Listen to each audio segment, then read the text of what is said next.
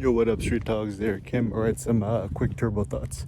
So, what do we really want out of our photography, and how do we achieve it? So, the general gist is to make the future a more creatively prosperous future for yourself and for others. So, how does one do this? I think we do this by,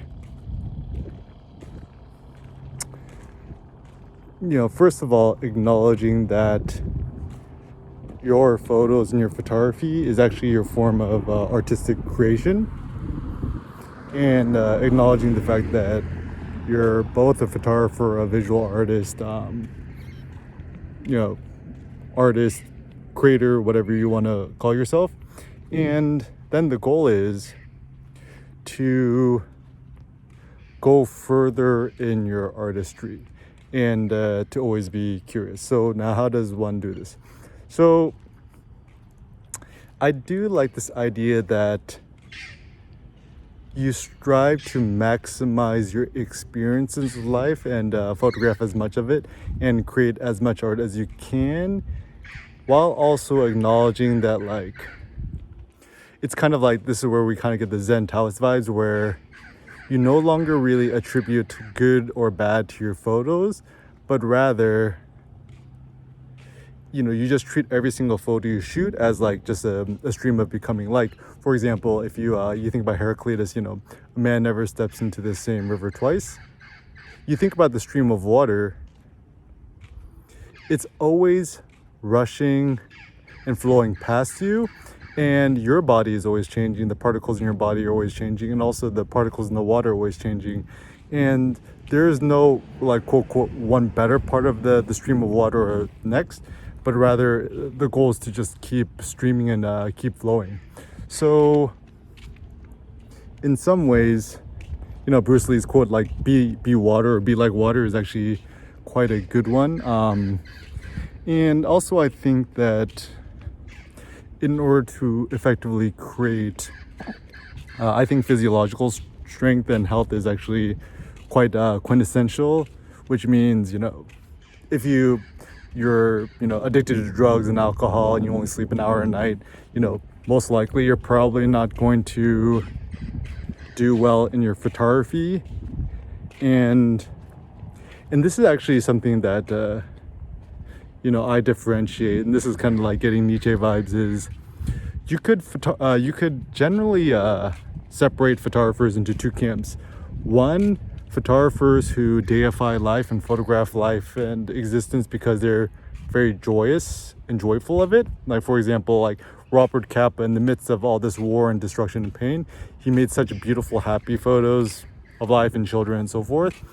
And perhaps the earlier work of Henri Cartier-Bresson, where he actually was joyful in life. His later work, I think, becomes a little bit more nihilistic and anti-photography. And then there's other class of photographers who, they obviously have some sort of like psychological or, physiological health problems of their own, where the reason why they go out and shoot photos is kind of like they're getting a revenge on life. Like, even in street photography, for example, I love humans. I love to shoot street photography because I like humans.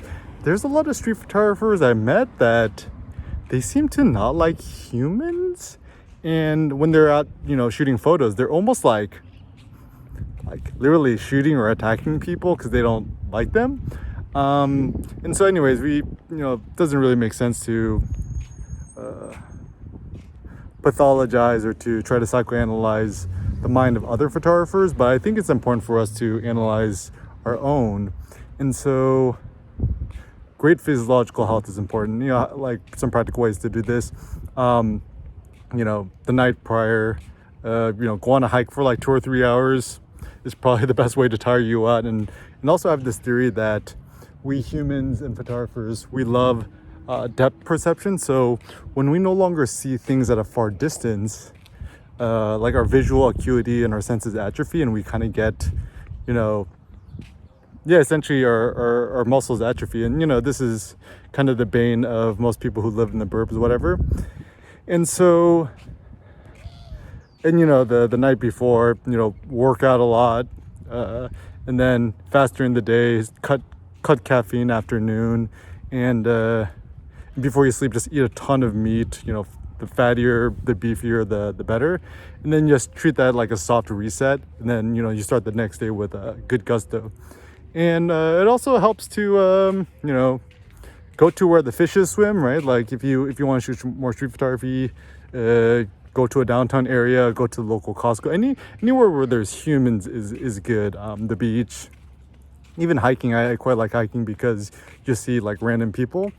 And also, I think it is important for you to share your knowledge and your wisdom, your experiences, and your ideas with others. To simply hoard it for yourself is not quite fun. Like even Seneca has a quote is like, if you were to give me all the world's wisdom, but I couldn't have nobody to share it with, I would refuse it. And so similarly speaking, ironically, hoarding is a sign of weakness, and to share widely is a sign of abundance and strength. So also realize that the more you share your photos, your wisdom, your ideas, your knowledge, pictures, whatever it may be, you're actually benefiting yourself and the world. Like for example, for me, the more stuff I've made open source and shared, actually I've prospered more as a fact. And so kind of get rid of this notion. It's like, oh yeah, people trying to steal my photos or copyright, blah blah. A lot of photographers are just kind of petty, kind of maybe narrow-minded or small-thinking folks. You want to think big, right? Like Eric Kim billionaire thoughts, right? So but anyways, I think the goal is, the more street photographers in the world, the better. The more photographers in the world, the better. Even another turbo thought I had is the reason why Apple is probably the most important company in the world is because Apple is actually a photography company. And also Snapchat is so successful because Snapchat even brands themselves as a camera company. So anyways, anything photography related, there is a far more prosperous future to yet be unveiled. And the goal is for you to go get it and share it with others.